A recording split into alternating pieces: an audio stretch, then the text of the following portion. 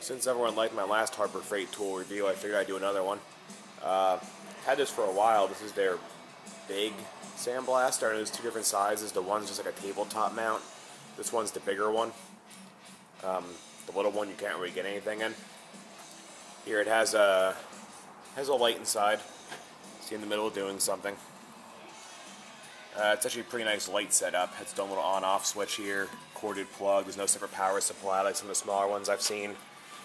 You load parts in from the side here. Here's the inside of it. Everything goes down to a hopper. I'm using their aluminum oxide blasting media. I'm sandblasting a Chevette pulley here.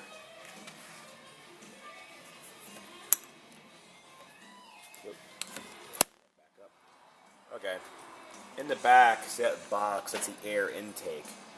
Now, I know a lot of people complain about these sandblasters saying after 2 seconds you can't see what you're doing in them. Little tip, you're supposed to hook a shop vac up to them. I did that over here. Now they actually make special, I don't know what to call them, I guess a vacuum for this. It's actually made just put a negative pressure in the chamber. A shop vac works too. This will come with a plug to plug that port if you're not going to use any kind of vacuum in it. But if you do that, you're not going to be able to see a damn thing in about 3 seconds of sandblasting. What the suction does is it pretty much keeps a steady supply of air in there so the thing doesn't turn into a dust ball the second you pull the trigger. One thing to mention so far is that the air duct they have this connect to is big. It's like 2.5 or 3 inches. Oh, my thing's all fuzzy there. There we go. I don't know what shop vac I think people have, but I just put a rag around the regular shop vac hose. Eventually I'm going to make an adapter, a little box to go into it. So what will actually happen is this thing destroys your shop vac filters, if not your shop vac. This will clog up in a few minutes of use. But it works good enough. Anyway, your air goes in the front. Then we'd also say, you turn the shop vac on first.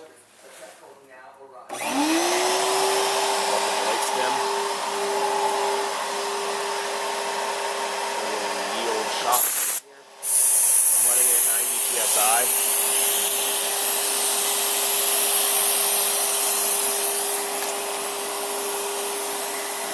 This should be fun to try and do one-handed here. Here we go.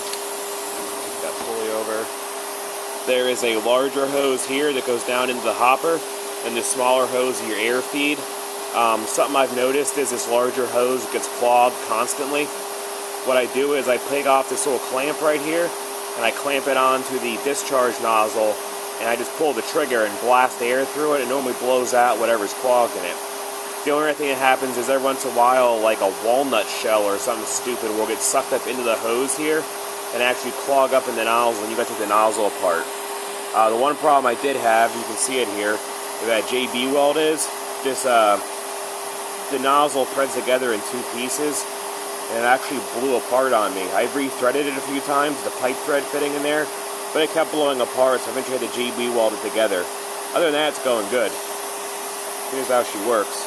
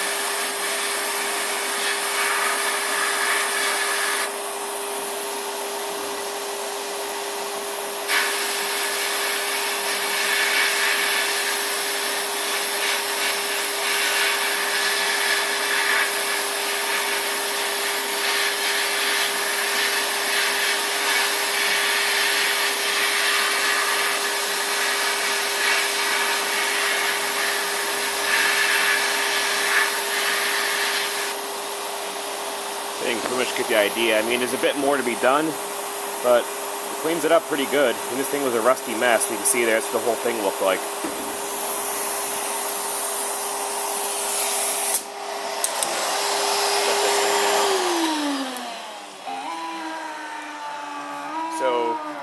pros and cons here. The thing works pretty good. I was reading reviews before I bought it, and people were saying that you have to run RTV or silicone in the seams because these leak. Mine was already sealed, so I don't know if they improved on the design or something, but mine didn't have any sealing issues. It already has a nice bead of silicone around every seam, and it came mostly assembled. It kind of had to bolt the legs on, and that was it. And when I put the legs on, I put a little bead of silicone on the screws, so because it's another hole. Other than that, there's a little clear plastic thing that goes in this window so it doesn't get scratched up. Those are kind of a pain in the ass. I don't know if I'll be able to find them when I'm out of the ones I have. And if you don't put them on there, your window just gets sandblasted and turns hazy. And I already mentioned the fact that two doesn't really fit in there, and that the nozzle is a piece of crap. But other than that, I mean, it does the job. You won't be able to fit wheels in if you're expecting that. The door's just not big enough. They would fit inside. You just can't get them in the door. But, I mean, for everything I've used it for, it works great.